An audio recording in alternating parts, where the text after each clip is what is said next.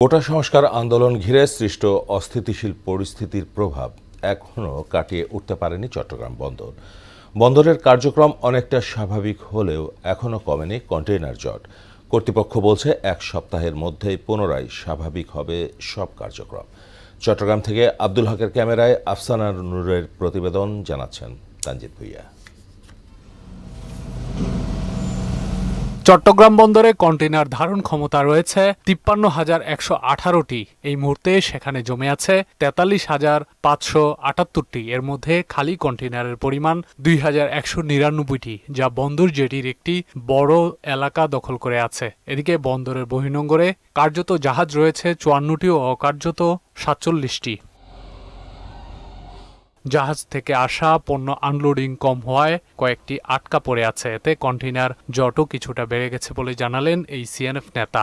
কাস্টমসের সহযোগিতা থাকে, বন্দরের সহযোগিতা থাকে এবং আমদানিকারকরা যদি আগ্রহ নিয়ে ডেলিভারিগুলি নেয়, আমরা তো আছি দিনরাত ২৪ ঘন্টা। এই অবস্থায় কাজে কিছুটা বিঘ্ন ঘটছে জানিয়ে সংকট কাটাতে ছুটির দিনেও কাজ চলছে বলে জানালেন এই কর্মকর্তা।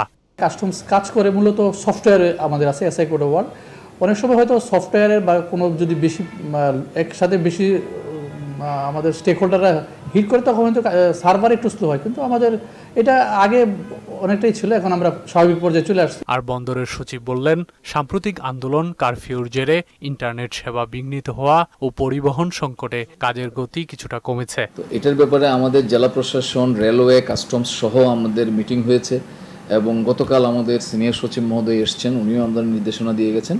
সুতরাং এটা একটু এক্সপিডাইট হচ্ছে এখন এবং আমাদের ডেলি মোটামুটি কন্টেইনার পরিবহন পূর্বের তুলনায় বাড়ছে এবং আমরা আশা করছি এইভাবে চলতে থাকলে হয়তো আগামী ৭-৮ দিনের মধ্যে টোটাল জিনিসটা ক্লিয়ার হয়ে যাবে। বর্তমানে কন্টেইনার ডেলিভারি পুরোপুরি শুরু হওয়ায় দ্রুত পরিস্থিতি স্বাভাবিক হবে বলেও জানান তিনি। তানজিদ ভুইয়া, মোহনা সংবাদ। সুদবিহীন ব্যাংকিংয়ে আত্মশুদ্ধির পথ এনআরবিসি ব্যাংকের ইসলামিক ব্যাংকিং আল আমিন।